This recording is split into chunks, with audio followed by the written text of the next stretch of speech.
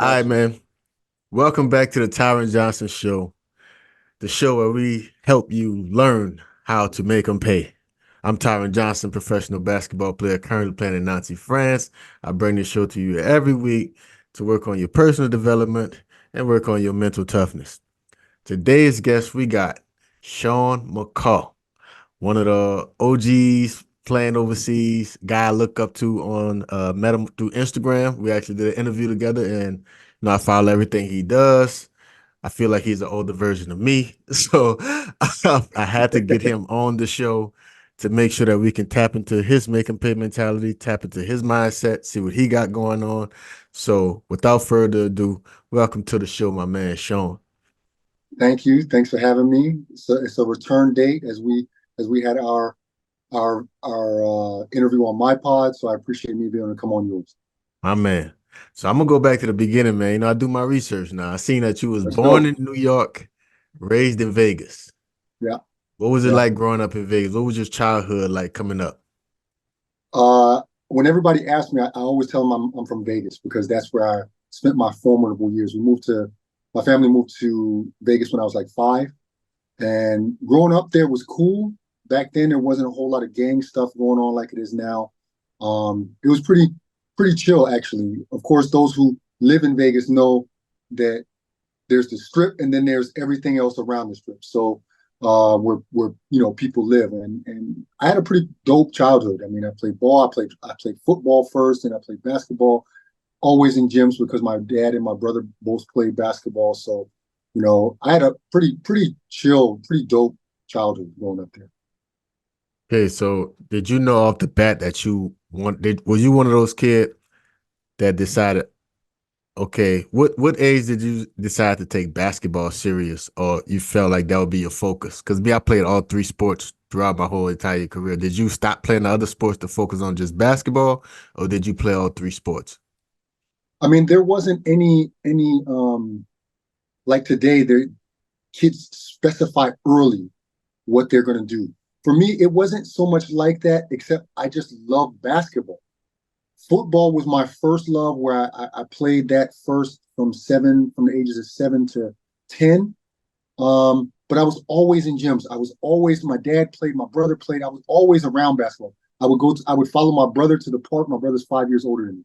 And I would always follow him to the park. He would always take me on his team. I'm the shorty, you Mm-hmm. know, and he would always have me on his team all the time. He never just let me sit down somewhere. And I'm playing against older guys, and so I was always around basketball. But it wasn't until like I was about 11 when my dad first started coaching me that I really took it, I would say, serious. But at that time, it wasn't a thing was I'm going to make the league. I'm doing this to make the league. No, I just love hooping. I love going to the park with my brother. I love going to the gym with my dad. When he started coaching me, that was its own dynamic. But I just loved hooping. There was no hidden agenda behind it besides I just loved hooping, and football. I still played, but not competitively anymore, just because I think it was clear that my path was destined for basketball. Yeah, okay. So this might be a tough question. I'm not sure if that was the right answer, but do you think you got better from your dad coaching you, or do you think you got better from playing against the older guys? I think I got better from the sports side from going to the park with my brother. I mean, I'm serious. I was there age 7 playing against 18-year-olds, 19-year-olds, Yeah. 25-year-olds. And he always put me on his team. I mean, it was like pretty much four against five, because at that time I of course could not hoop like the others, but they would take it a little bit easier on me. But then I started to get better, and from the talent, I for sure got it from my brother and going to the park. From the mental side, the mental toughness, definitely from my dad, because that was tough. That was not a piece of cake. Like, my dad could hoop, and he expected me to be a certain player. And he was only coaching me to make sure that you know, he had never coached before. He was just coaching me to make sure that I had a good coach and that I developed really. So he had certain expectations of me, those rides home were a pain in the ass. Um, if we won, it was great, but if we lost, ooh, or if I had a bad practice, ooh, those rides home were a beast. So from that side, the mentality wise, that I got from my dad, 100%. Okay. So I always said, for me, a lot of kids come to me. I train kids in the summer, and they want to do these drills, and they want to play AAU, and I'm like, bro, I got better by going to the park, and Yep, really, it was child abuse. I played yep, against guys that was way yep, older than me, way stronger than me, and when I yep, got back to my peers, I'm like, this was a piece of cake. My yep. confidence was just on another level for being around older guys. So I Mm-hmm. really think that that's a big gem. So people think I'm not crazy. Here goes another professional basketball player Oh that yeah. same situation. And another thing that you tapped on was that male figure. I had a male figure in my life. Mm-hmm. It wasn't my dad, but it was my baseball coach who basically turned to my mentor, where he just had to look at you one way and everything got right. So Right. I try to stress the importance of having a male figure in your life and a Yes. female figure in your life. But the discipline side, I think we tend to listen to males a little bit more than females. That's just my Yep. opinion. No, I agree. I'm sorry to interrupt you, but I I had it both from both my mom and my dad. My dad was the hard type, he was old school and like he was gonna drill you, stuff like that. Um, but then I had the side to my mom. So I can remember one story where it kind of clicked for me that my dad was hard on me, but it was what I needed. We came home from a game or something like that we had lost, and my dad's mad. He goes in the back, goes to take a shower. My mom is outside on the front porch. She calls me out, and I'm damn near crying, and she goes, "What's your problem?" I said, "Yeah, Dad is riding me. We lost the game. It's all my fault because I'm the best player or whatever." She said, "Yeah, but you know, with your father, you have to listen to what he says and not how he says it. He's never going to tell you something that's going to harm you or put you in danger or something like that. He wants the best from you. He's pushing you, yes, but listen to the words that are actually coming out of his mouth.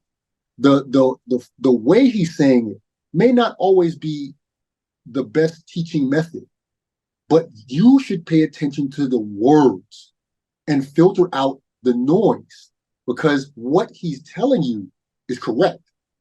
It's not that he's telling you to throw the ball away he's correcting you and he wants to make you better. So the what is more important than the how. And after that, things got much better. We still had our arguments, and especially as I got older and he wasn't coaching me anymore, things like that. But still, that definitely was a mental thing that kind of opened the floodgates for me and helped me handle also not only my dad, but understand other coaches that I would have later. So how was your high school career?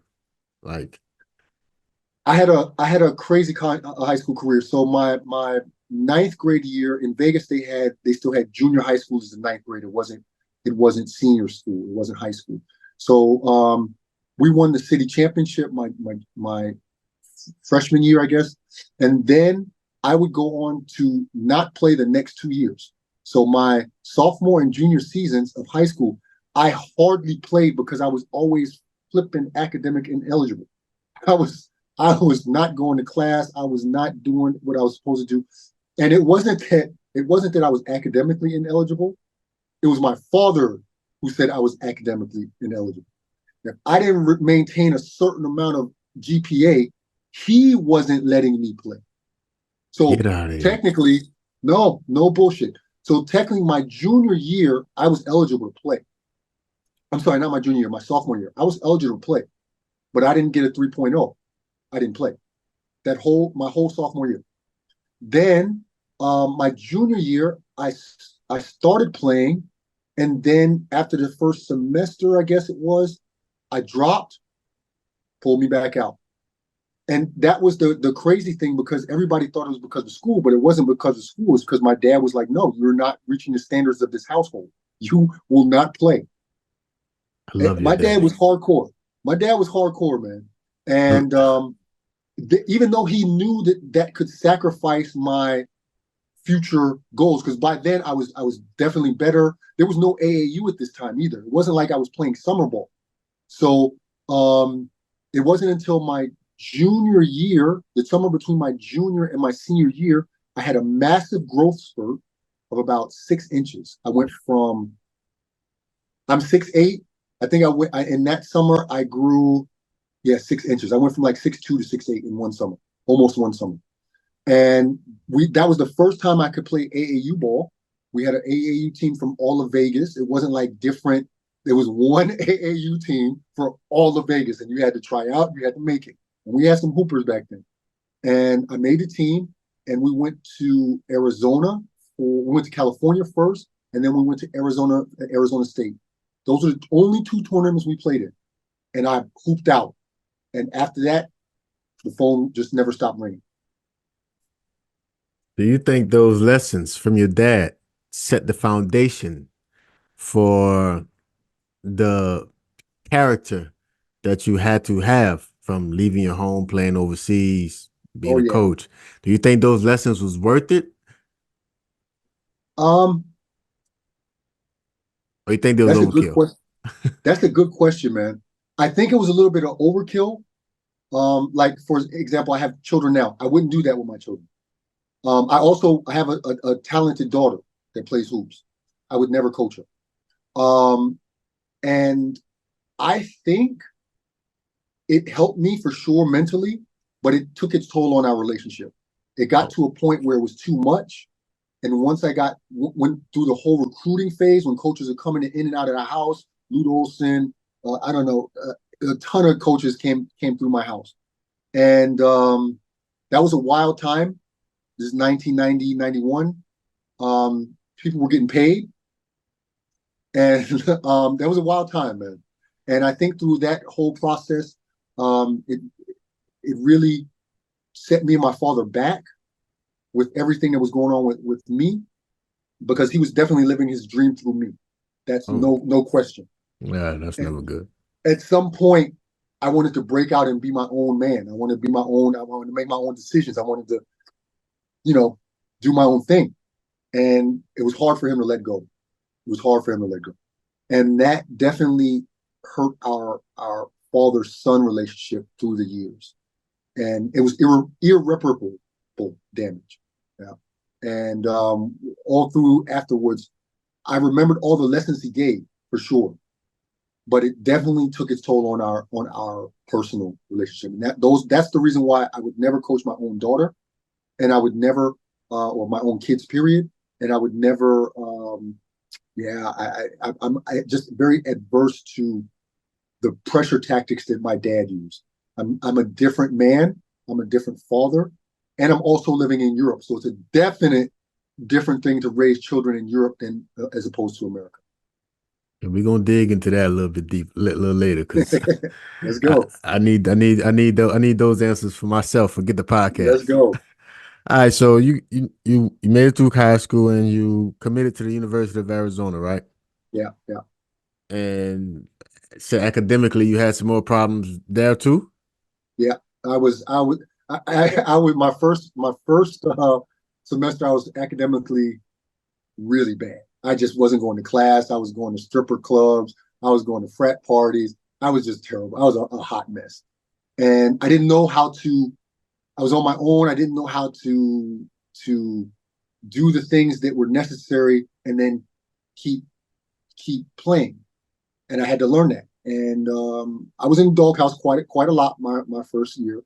And I mean, we had studs on that team. I'm playing behind Chris Mills, Damon Stoudemire is my roommate. Sean Rooks is the guy who kind of took me under his wing. Uh, bless his soul. We had Khalid Reeves. We had really studs. And throughout the whole recruiting process, it gave me a huge hit. You know, I got all these coaches coming to my house telling me how good I am, blah, blah, blah. And it got to me. And there's an infamous story about how I left. I'll keep it short. Basically, I was actually doing better. I was back on track. I was like getting out of the doghouse. Everything was going good. And we had a game in Cal. And that was the last game I played. It's about January, sometime mid-January. And we were killing Cal. And usually I was, besides from Damon Stoudemire, I was the first freshman off the bench. And I would come in and get a dunk. I was excitable, and the crowd is chanting my name. Like, we want Sean, we want Sean. And so the bench he starts clearing the bench. He comes over, stands in front of me. I'm sitting next to Sean Rooks and Chris Mills. He comes and stands in front of me, and then he calls for one of the other freshmen who never got in before me. He's standing right in front of me, and he calls for the other guy. Set me off. Everybody's like, Sean, what you doing? I was like, nothing. I'm good. Okay. We get back to Arizona for practice the next day or 2 days later or whatever. And we're stretching around the mid-circle, and Mccaw Center is on campus. So at any given time, somebody could be walking through to go through the other side of the campus. Media's there. It could be anywhere between 100 and 200 people just randomly in the arena. So we're stretching, and he comes over to me. Coach Olson comes over to me. Now, this is a Hall of Fame guy. Suit, tie, all that. Great hair. And he said something to me. I don't remember even what he said anymore, but he said something, and I was a hothead back then. And I got mad. And he said, okay, you get out of here, give your stuff to the manager. But he meant like give it to the manager and come back tomorrow. But for some reason, I took it as, I don't know what I took it as, but the infamous story is basically, to make a long story short, I walked out of the Mccaw Center with socks and biker shorts on. I threw the rest of my clothes, my shorts, my top, my warm-up shirt, my shoes, I threw it at Coach Olson at mid-court, people all around, and strutted out of there with socks and bikers on. Never saw that court again. That's great. Never saw it again. That was because he just set you off. He set me off. He definitely set me off, and I was a hothead back then as well. And I don't even remember what he said, but it was something to the effect of, did I learn my lesson or something like that. And that was the last time I saw that court. It was, I had to transfer. So given the discipline that your dad instilled and, seemed like you had a good family structure, yeah, would you think that when you got on a college campus that you were a pit bull out of the cage? Yeah, definitely. I was on my own for the first time, could do whatever I want, lived in a dorm. Arizona Wildcat basketball is the attraction. So with victors come the spoils. I was running around I was disgusting. I was terrible, man. I was 18-year-old kid, And it was kind of like also like that little bit of rebellion from my growing up as well, no question. But I was just immature. I was 18 years old and just immature. I had a huge head, a huge ego, and I got knocked down hard, right? And that's just basically what it was. And I had to learn that lesson. But without that lesson, I wouldn't be where I was today. I have zero regrets. Years later, after I was already a pro, I saw Coach Olson in the airport. I went up to him. I apologized to him. He was very graceful. He knew who I was as soon as I walked up to him. This is years later. He even knew that I had gone on to Southern Utah and I had done well there. And he heard that I was playing pro ball. He just didn't know where. And I told him I was sorry, and he said no hard feelings, and he accepts my apology. And that's one of the greatest moments that I can have from that situation. That's amazing. That's amazing, man. So from there, after you strutted off in biker shorts, you went to Dixie University? I went to Dixie College, and it was a junior college at that time. Now they're a 4-year college, but now back then it was a junior college, one of the top junior colleges in the country. And I had a great year. And then all the old schools that had recruited me, Wake Forest, USC, New Mexico State, I had some really good colleges that were after me. And I had my 5 visits set up. I hadn't gone on one yet. And no, I had 4 visits set up already. I had 1 free. And I had a friend who played football at Southern Utah University. And now Dixie and Southern Utah University are 50 miles apart. They never recruited me because they just knew they weren't going to get me. They didn't have a shot. They never recruited me. And my friend who played football there told me to come up for the spring football game. And that was still in the recruiting period. And I went up there And he was like, yo, you got to stay for the party, everything, blah, blah, blah.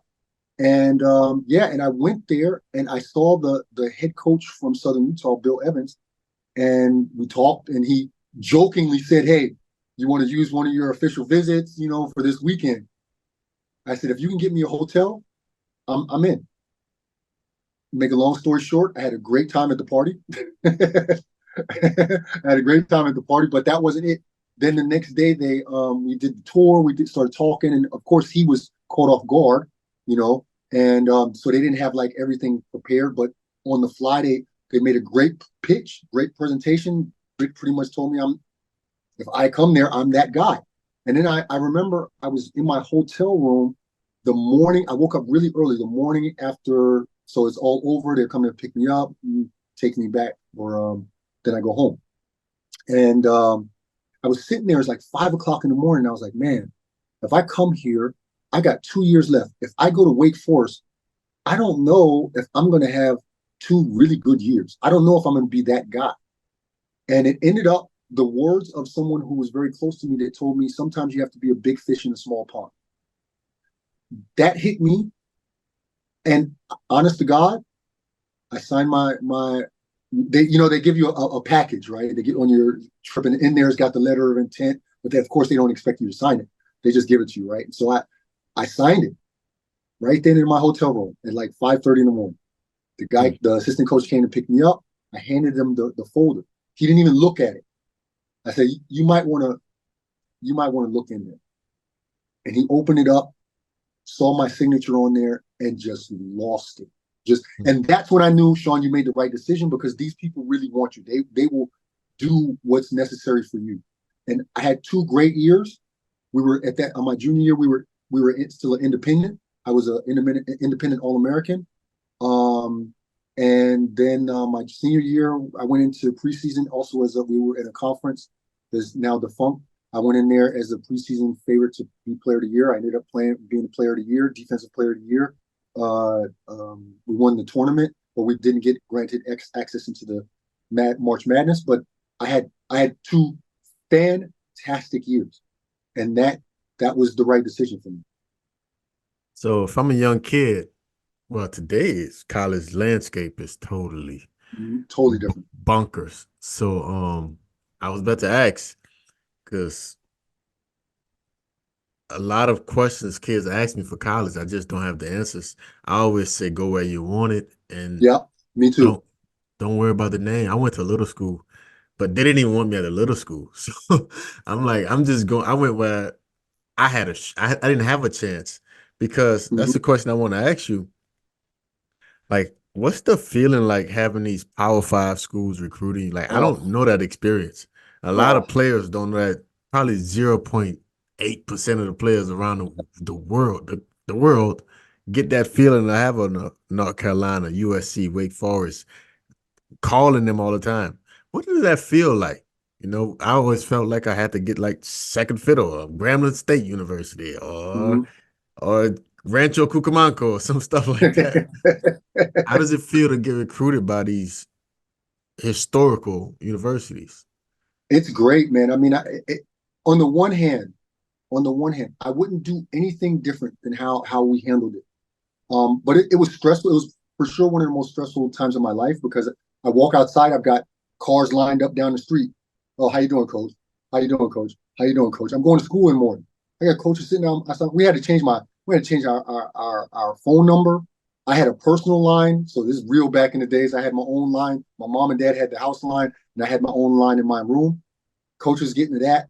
They got to my girlfriend's family. You That's know, crazy. it was a lot of pressure, man. It was I got Jerry Tarkanian coming through my school. I'm a Vegas kid, so having the coach from UNLV, they had just won the title. That was hard to say no to. That was incredibly hard to say no to. And it was an amazing journey.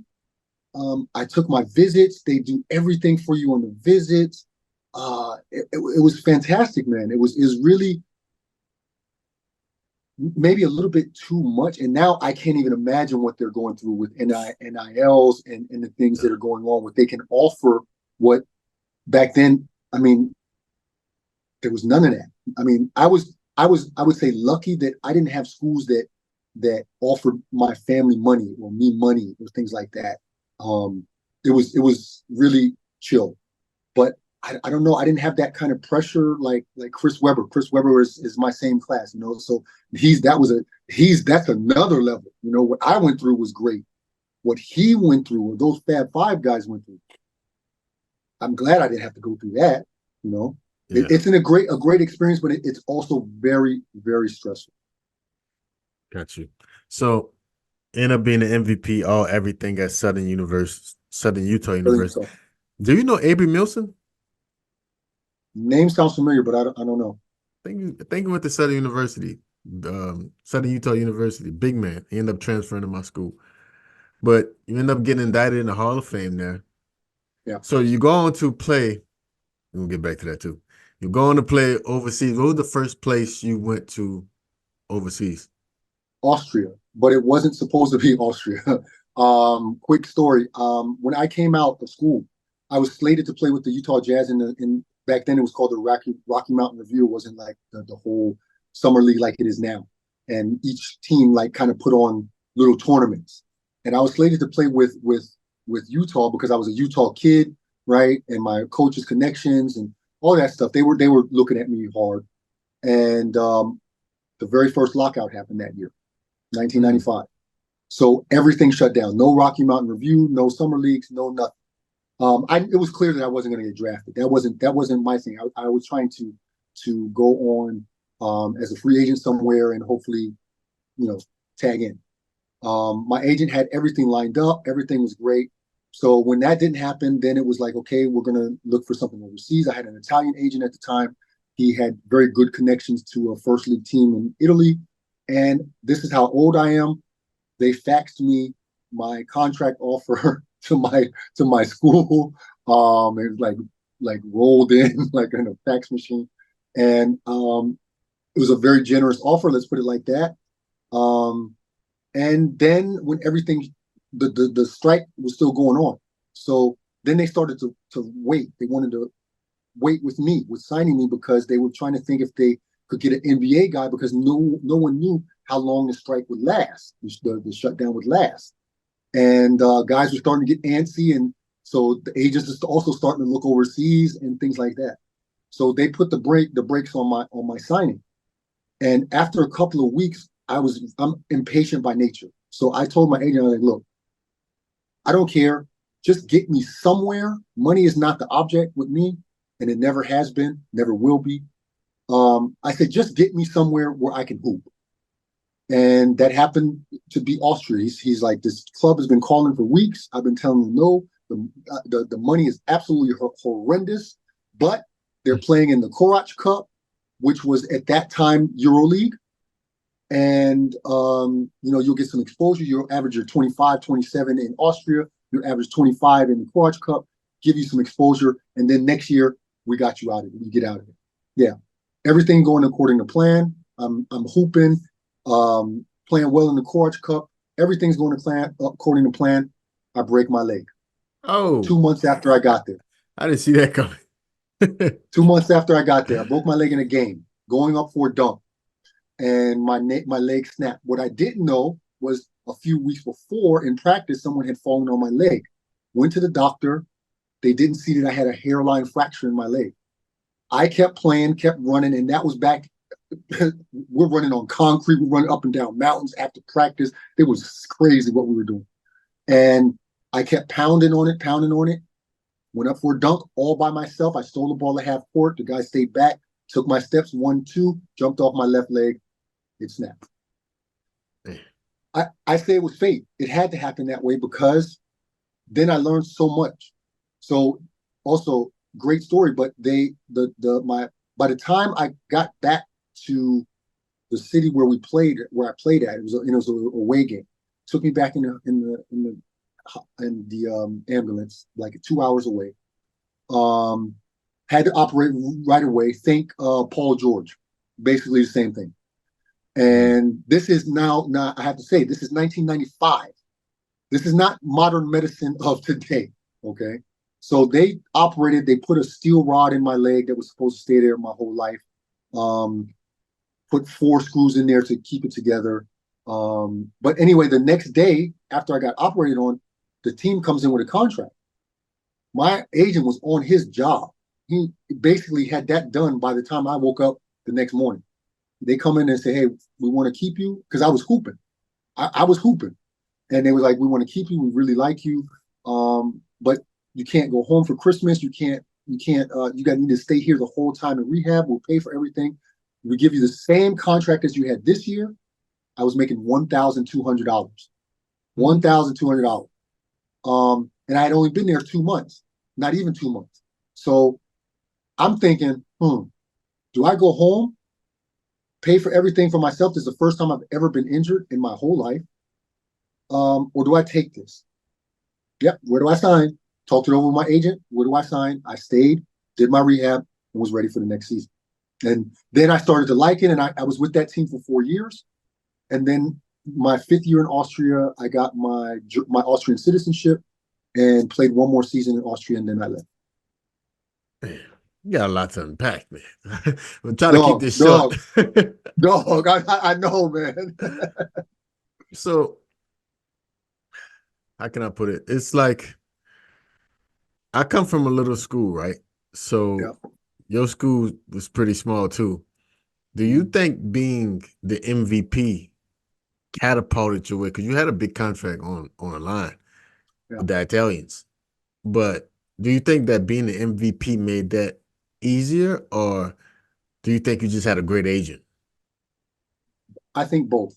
I think my choice of agent was paramount, and that's what I tell young players that are coming out of school. They really have to investigate. You never know until you know, but you have to have some kind of feeling. And my choice of agent was incredible. He did a great job for me. But also being coming from a small D1 school, we were just coming out of being an independent. We were in a small conference my senior year.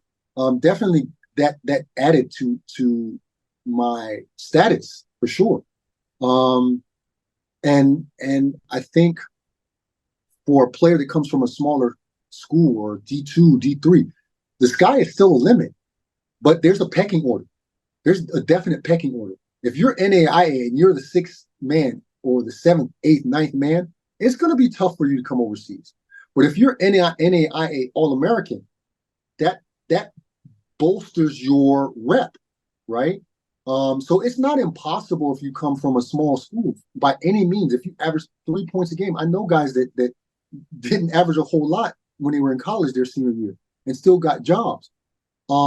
But there's definitely a pecking order, and you have to be extremely lucky, or like in my case, also I had a great agent that really did his job. So I think it was a little bit of both. Yeah. Yeah. So what was your process like getting your agent? That's one strong question I Mhm. have every year of how to choose an agent. I still can't answer that question because I basically just played eeny, meeny, miny, mo. It's a daunting process if you do it right. Um, it's uh it's I was fortunate. There's 2 ways you can do it, of course, or there's 2 ways that it pretty much goes down. Either agents are coming to you or you have to go to the agent, right? So if you're fortunate enough to have agents coming to you, whether you've already been a pro or you're just coming out of college or whatever, if you're fortunate enough to do that, then you better do your homework. Then you better like figure out what these people are like, how they're going to help you. So I don't I want to was cut you, fortunate. I don't want to cut you off, but hold on. Sean got a book called Same Name, Different Game. Yes, I do. Same name, And different day. don't give out too much game because I want them to go pick up the book and read it from front to back. So simplify this. I know you like to be detailed, but I I want them got to you. go and pick up that book because I think it's very important. I'm writing something similar, a little different, but I think it's very important for the average college basketball player that's coming out. So give us the a I got seasoning. you. Okay. Okay. So if they're coming after you, you better ask a lot of questions. Don't just rely on what they're telling you because they'll all tell you about the same thing. And I always say you never know if you have a good agent until you either break your leg, like I did, like if you get hurt, or if you get fired. That's when you know. The getting the job, that's what they do all the time. They need to make money, so they're going to look for you for a job. But what happens if something major happens to you? with either an injury or you being fired. That's when you really know. But until then, the selection process, you better ask a lot of questions. Now, on the other hand, if they're not coming to you, then you have to get on your high horse and you better start sending out emails, writing, and doing a whole lot of things to get yourself noticed, because it's incredibly hard to sway an agent who has not already scouted you to then take you on as a client. That's incredibly hard. So then sometimes you have to kind of take what you can get. Beggars can't be choosy sometimes Mm. until you have a rep, until you've done something where then you it makes it easier for you. Beautifully explained, brother. Beautifully explained. Like I said, Sean got a book called Same Game, Different Same Name. name, different game. I read it in maybe 2 days. I just took 3, 4 hours. Took me like maybe like 5, 6 hours altogether. And I read it. So y'all ain't got no I damn appreciate excuse. that. Y'all ain't got nothing to do over here. Go and get the book. It's very affordable. All right. So what was your favorite place to play while you was overseas? Now we overseas, we were pro. What was your favorite place? Okay, I played in 6 countries. I played in Austria, then I played in France, then I played in Portugal, then I came to Germany the first time, then I went to England and Switzerland. Then I came back to Germany. So um, my favorite place was probably Germany. That's why I'm still here. I could already speak German by the time I came here the first time because I lived in Austria for 5 years. Um, but from the mentality, everything, the professionalism, you're going to get all your stuff. You're not, they're not ripping you off. They're not, you're getting paid on time. So I didn't have the horror stories like that anywhere I played actually, but in Germany especially, everything is they're very formal with everything and it's professional so I really enjoyed that. And plus, of course, me being already being able to speak German at that time when I came back towards the end of my career, that helped me. And I traveled around a lot because I wanted to live in Europe. I already knew I was going to live in Europe. I knew that I wasn't going to live back home. So for me, it was like, okay, where do I want to live? And it turned out that Germany was for me the best place for me. But I really like living in France as well. Okay. So, because it's a big issue right now in France that some Germans are pretty much shaping the landscape of French basketball right now. Mm-hmm. And Yeah, the French people do not like it. I can tell not you like this that right at now. all. They do not like it. I made a tweet the other day. I'm like, if you guys want to see professional basketball, watch Paris Basket. Yeah, Me, I'm not even knowing that the whole staff is pretty much German. yeah, I'm like, those guys are pros, yeah. right? You can see the excitement, right? So, what's the most difficult place you've played? I Oh, would say France. That's where I got fired one time in my life. It was in France.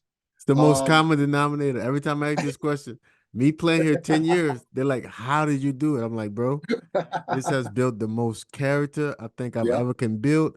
yeah, This is the toughest place I've ever played. I still haven't yeah. adjusted. I still don't understand it. People are like, why you keep staying? I'm like, bro, to be honest with you, because I don't feel like moving nowhere else. But what was so difficult about playing in France? Please explain. um, that was the first time that I went somewhere where there were athletes. Like Oh Austria, it yeah. wasn't like that. And in France, you got some studs. Oh yeah. And that was my first time being away from Austria, where I guess I kind of got used to how I played and the my role out there.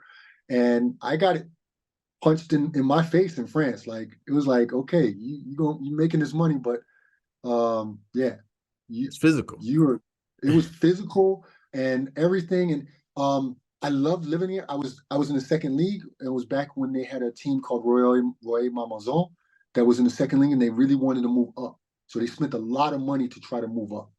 And so I was living right it damn near 10 minutes from the Eiffel Tower. Like Hmm. it doesn't get any better than that. I had the most visitors that came to see me because everybody wants to go to Paris. You got a place where you can stay, so everybody's coming to visit you there. But the basketball was really good, really high level, even in the second league, very professional, everything top notch from my perspective. And I got fired because it was a business decision. and they came to me and they told me this is a business decision. I was the highest paid player on the team. We lost our big American for the season, and we definitely needed another big, and I was a three. So I was like a 3-2. So yeah, thank you, Sean, but you got to go. We need a big. Totally understood it. And once again, my agent came through. I was fine in my it was fair with my negotiations for my how much they would give me for after I left. I got nothing bad to say. Everything was dope. What was your biggest struggle playing overseas? Like The the one physicality. The playing physicality. physicality? Okay. Yeah, I mean, I'm 6'8", and my playing weight was 6'8", 215 maximum, soaking wet. Hmm. I was more of a finesse kind of player. I wasn't a hardcore guy. And definitely, I was getting my ass knocked to the ground. It was definitely the physicality of it, no question. Athletically, I that wasn't the problem, but I was trying to run through picks. I was trying to run around picks, and I was just getting nailed. I didn't have a terrible season, but it wasn't a season where I could say I'm like really proud of how I played that season. No. Okay. No, I got you. So you went on to have I mean, you had a good career. But you played 13 years, 10 years? Total of 13 years, yeah. 13 years. Then you get into coaching. Now, here's where I need you to be big bro because I'm on the back end and I battle this daily, bro. Like, I'm terrified because you see the stats.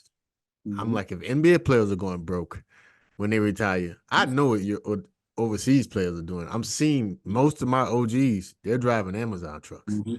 Yeah. They're doing jobs that they shouldn't be doing for how great they were as players. Yeah. So I'm trying to prepare for the next level. And my biggest fear about coaching is time. I feel like I've given so much time to basketball and so much time to Mm-hmm. these companies to whereas when I retire, I want to be able to control my time. Do you Mm-hmm. have time whenever you're coaching, or is it the same rigorous schedule as a player? It's worse.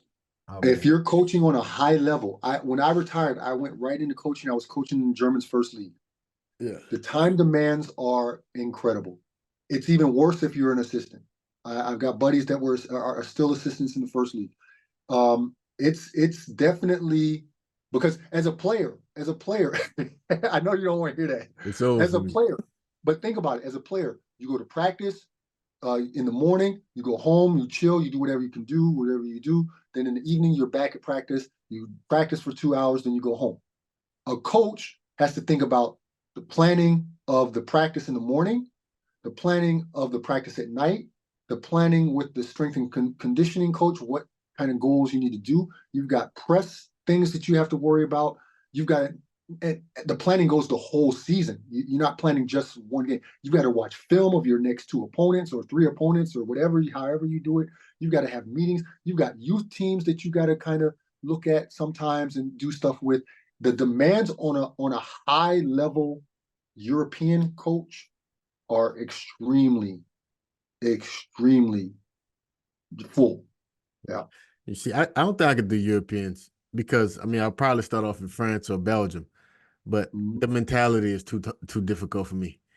Um, but like with the scheduling and planning, I do that a lot now. So I think I'll be that Mm-hmm. just that cool. I watch a lot of film. I think I watch more film than my coaches, to be honest with you. But I'm pretty obsessive when it comes to things. You know, I got a real if you was to look at my schedule, you would be like, how is this guy playing professional basketball? Mm-hmm. So I've kind of lived like that for 10 years running my other companies.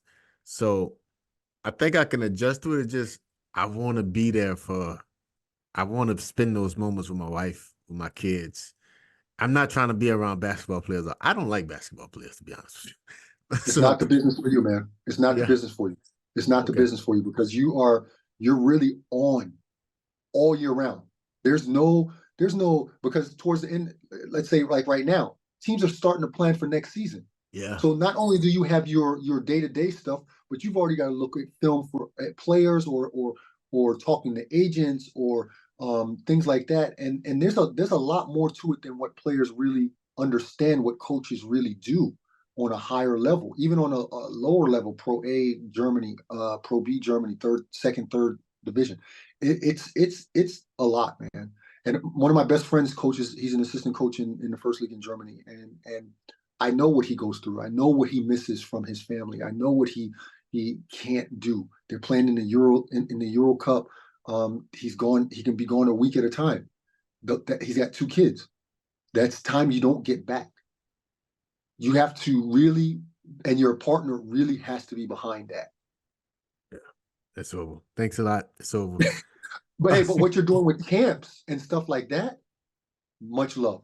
Yeah, That is that's not only a monetarily good thing to do, but it gives you so much back. yeah, yeah. I feel like I can control it. I can bring it back to the essence. I always call it. I tell a lot of younger players, I said, man, you got to get some fuck you money. So now I'm playing basketball because I just love to play it, like at the park, because I know I can make more money in America at this point in my career, Mm-hmm. right? But Mm-hmm. it's like, why do you stay here? I'm like, because I love the game. I don't have no Mm-hmm. pressure, right? Mm-hmm. So with those kids in those camps, it's no business. It's just they're just excited to learn, and I'm like, that's what I'm talking about, man. Let's Yep. enjoy this, live in the moment, be present. I don't like the business of basketball. Like when you got to start playing Exactly. certain players because you're paying them this amount of Exactly. money. I'm gonna go crazy. I'm gonna curse them out. Yep. So that won't That's work. that's that's the thing. The I always said the before I stopped coaching, the coaching was fantastic. I loved it. I really wanted to be a coach since the time I was young, and the coaching of it is fantastic. You don't like the The business. business of basketball sucks. I It's hate. dirty. It's grimy. It's a lot of politics. It's a lot of things that are really bad. But here's the compromise: coaching youth.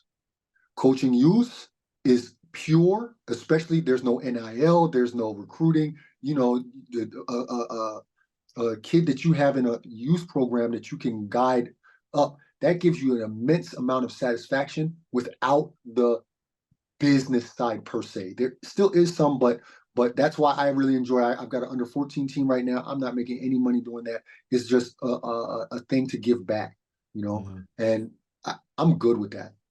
All right. So that's the reason why you stopped coaching because you didn't like the business of it. Yes. Yeah. Yeah. Okay. That was gonna be my next question, and I guess it goes back to why you would never coach your daughter. It's because you wanna be daddy. You don't want to be daddy Yeah. slash coach, Yeah. right? Yeah. I I, am. I am. If I go to her games, you would not know that I am her dad. yeah, I that's am my plan. somewhere in the cut. I'm not like with the other parents. I'm somewhere in the cut, watching, analyzing. But I don't. We don't talk about basketball. But What? I analyze her game because I'm still coach. I'm. I still got that coaching mentality. I don't clap too much. I don't get too much excited. I'm just sitting there chilling. I look like this the whole time. That's my That's plan. it. And that is for me great. She's got maybe it would be different if she didn't have such good coaches. She has a great coaching staff that's really developed her over these years, and they do a great job with her. So I am the most hands-off dad that you will ever meet. I'm supportive. I'll drive her everywhere. I'll do all of that stuff. Girl, dad, let's go.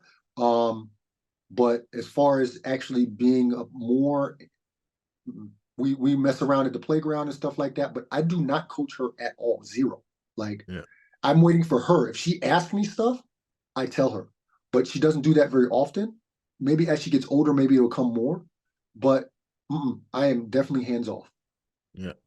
I noticed that I go back to the baseball parks in the summer, man. The saddest thing I see is parents screaming and cursing. Mm-hmm. I'm looking at this kid, one of my friend's kids. He's crying. He's faking an injury, but he's really embarrassed. Yeah. Right? We get back home. He's like, Tyren, tell him. I'm like, we don't talk about sports. Like Mm-hmm. when me and my mother left the basketball gym, my mother didn't know if I scored 10 points or 20. She was quiet in the stands. She hear people talk about me. She took it. And I'm Yeah. like, that's what comes with sports. So yeah, man, that's very interesting. What I don't want to keep you too long, but I got another question for you because this also is me and my wife's biggest struggle. We don't have a home. We don't know where home is. We love Mm-hmm. Brussels. I love Paris. We love Houston. We love Miami. I love Louisiana because I'm country, but we have no idea what the Hmm. hell we're gonna do when we leave here. Hmm. What made you decide to stay in Europe after? I was um I was definitely after I broke my leg and I started really liking Austria. That kind of twisted everything for me where I thought maybe I could live here. And after the years later, I it slowly started coming in. For me, it was a couple of things. I was married at the time as well. I'm divorced from my first wife, and we had our son. So I thought I was going to stay in Austria forever, actually. It wasn't until much later when I got my passport and I realized I could make a lot more money that I said, okay, I'll try it. And then yeah, when you have a family, man, it's different. It's different. And I didn't want to raise my family back home. Hmm. The climate is different than what I grew up with. Plus, I had been over here already for so many years that I didn't want to go back to Vegas. I knew that. My brother lives in Denver, but I had no connections. I had no I don't know what I would have done work wise. And I always knew I wanted to coach, so I started to get the licenses, what you need in Europe to get your coaching licenses and things like that, because I knew I would have a better chance of finding a job here as a coach than as opposed to back home. And I've been pretty much living full time overseas since '96. That I don't really go home very much. So for me, it was clear. It was I'm over here the whole time anyway. And then it became where do I want to live? And I figured it out. Okay, I would like to live in Germany. So then I started to take the steps to make sure that my career after I was done would be secure. But I thought about that long before. And as far as for like your situation, you've got a lot going on, not just I mean outside of basketball, and you just got to figure out where you want to be. That's the biggest thing. Where you want to be dictates then what you will do. Yeah. See, for me, it goes back to that daddy stuff, man. It's like I got a bunch of nieces that's like 2 and 3 years old, and I'm not trying to miss those. I'm trying to be somewhere close near family, right? But what I'm realizing is what I learned from being over here is I don't really have much family like I thought I did, right? Right, right. Same, Right. same, bro. So, Same. so now when I go back home, I'm like, it's all give me, come to my house, come here. I'm like, bro, I'm only here for a month. I got to travel to this side of town, to this side of town, to Mhm. this state, to that state. Nobody come Meanwhile, visit ain't me here. nobody coming overseas to visit you. Now no, they don't even come visit me when I'm in America, and I'm Yeah, paying $3,500 a month for an yeah. Airbnb or a hotel, and I'm Hmm. like, okay, this is a one-sided relationship. Yeah. And it's very heartbreaking, but at the same time, it's like I gotta live my life. So what I'm starting to Yeah. learn is I'm doing the camps to go around different places to see where I can start Hmm. building a foundation. But it's just still, I do camps in Wyoming, Idaho, in the West Coast, right? I can't do camps back home because the climate, like you said, is so it's the homeboy, yo, Tyren, we're Hmm. gonna do this for free, and he gotta give us 300%. And I'm like, Hmm. yo, I'ma just leave. But I don't want to be too far away from home, from family. And my food, bro. It's crazy. You know I want to go back home? Food and college sports. Like college, like to watch. Yeah. I love the atmosphere of just the sports atmosphere in Right. America. But Right. it's a real struggle for me, man. It's something that bothers me daily. My wife will come in here. It's causing a stress on our marriage too, because she's down for whatever I'm down for. But I'm like, I got this money. I don't know what to do with it, bro. Hmm. Like, Yeah. I don't want to make the wrong decision, but like you said, I think I just gotta pick where I want to be. I know I want to be in Brussels for a couple of months out of the year. It's Hmm. just when I get back to America. And the cost of Yeah. living is so high in America now, it's ridiculous. Like Yeah. what I'm paying out here to live, I mean, the team pay for houses and cars, but my rent, bro, is like 600 a month. Hmm. I got a 2-story townhouse, three I bedrooms. know. I I'm like, know. I know how it goes. Yeah. in It's America, different. I'm in a hood for It's 600. different, man. It's different. It's different. And you get used to kind of that standard of living. Not saying you're living like crazy or something like that, but it's a different standard of living.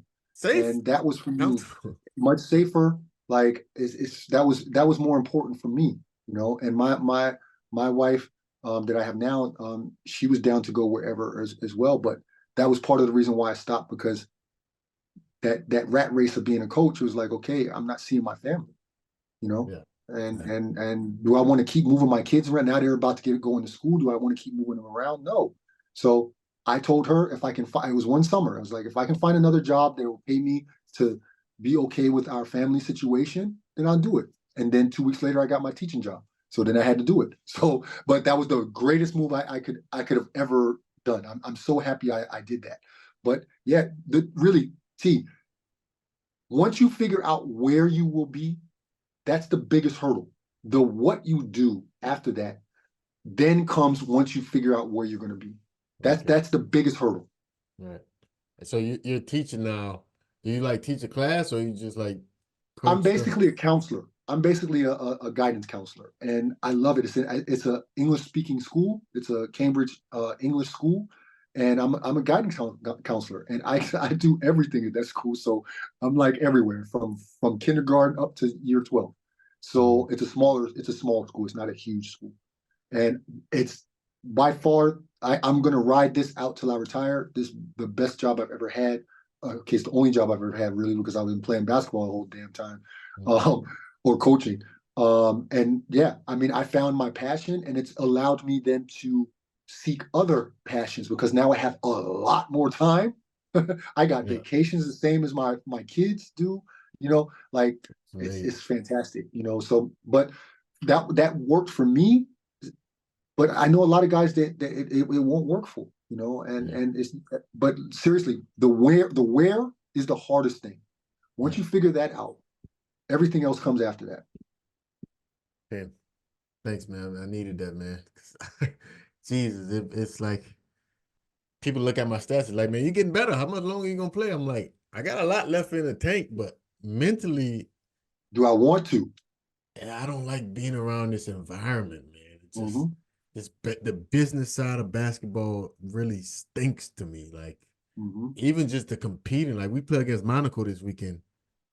I don't think nobody in this city, including us, think that we got a chance at winning this weekend. Hmm. That I can't play like that. So it's like Hmm. my mental health sometimes, bro. I think I work so much because I'm trying to compensate for my competitive nature. Like I'm gonna die trying. If we got the worst That will team, never go away either. yeah, you see. So if I'm coaching a kid, like I coached AAU this summer, bro, 15 minutes before practice, they walking in. I'm like, hey, wait a minute. I'm like, practice at 5. It's like, well, it's 4:58. Who? I'm like, brother, you gotta be here 4:45. You got a call? No, daddy. Hmm. Like, so I know my standard of life. If I got my own program, maybe I can handle it. But That's something different, yeah. yeah, man, I really needed to hear that, bro. But so now, you counselor. What is a guidance counselor like? You just basically like a mentor, kind of. Yeah, and when things happen bad in school, usually I'm the one that goes to clean it up. I got you. I got you. So on the Socially. okay, and you turn to an author. You Yes. have to call you author. You're working Yes. on a second book, right? I just came out with my second, which is only as an ebook. I wanted it to be readily available. It's called Swish or what? I can't even think of my own book title. I got a total brain fart right now. Swish or Swindle. It's just one. Swish or Swindle. It's an ebook to help people to understand the scamming nature in overseas Oh yeah, basketball, and how big that topic. how it's a huge business. It's a huge business, and what to look for. How do how you can tell that it's a scammer that you're talking to. Things to identify, like, just for a real quick example. Look at the email. Is it addressed to you, and how did they get your email? Or is it addressed to them because they blind copied 50 people?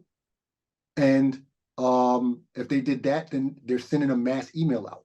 Yeah, So that's a giant telltale red flag. But there's a lot of, but these scammers, they're really good. they're really good. I've gotten behind quite a few of them, and I know the stories. I know what they're doing, and it's crazy. So I'm not the type to out scammers. I'd rather be in the background and help the players, and Yeah. that's why I wrote the book so that they can identify what a scam looks like. No, that's amazing. I just got an offer yesterday in the Arab country for like 20K for 2 months, well, 40K for 2 months for the playoffs. I'm just like, brother, you know I'm signed to. You're not getting Hmm. out of France like that. Hmm. Uh, Hmm. Another important book. Where can they find it? Everything on Amazon. If you type in my name, Sean J. McCall, book, both will pop up. Okay, okay. And you got the other one, the same name, different game. That's Yes, the that's whole true. blueprint from going from college Exactly. to overseas, what to expect. Right. You know, Right. I didn't want to talk about how you was burning up your knees in preseason. They got to read the book for that. You know, so I didn't want to touch on too much, right? But nah, man, I just want to say a big thank you. Appreciate you for coming on the platform, You're my sharing your guy, man. story. A lot of guys need to hear these type of stories. You know, hear the good side, the not even the bad side, the other side. I say, you know, so Hmm. that they can have an idea of what to expect when they come to these foreign countries. Because Exactly. I think a lot of times Americans we have a warped sense of reality, thinking that the world revolves around us. And Right. coming from me, I'm still playing. They look at me like I'm some philosopher, but I'm like, bro, I don't want you to be in the situation where you want to off yourself, lose all your money, or go to jail while you're in these countries. Hmm. Yeah. Yeah. So thanks, man. Appreciate it. We ain't gonna take too much more of your time. No Always problem, welcome to the platform. If you come up with something else new, we can talk about it, break it down. You know, man. I got you. sharing is caring, my brother. Yes, sir. I Thanks. appreciate the support all these years, man, and likewise, I do the same with you, man. I see what you're doing. I read your book as well.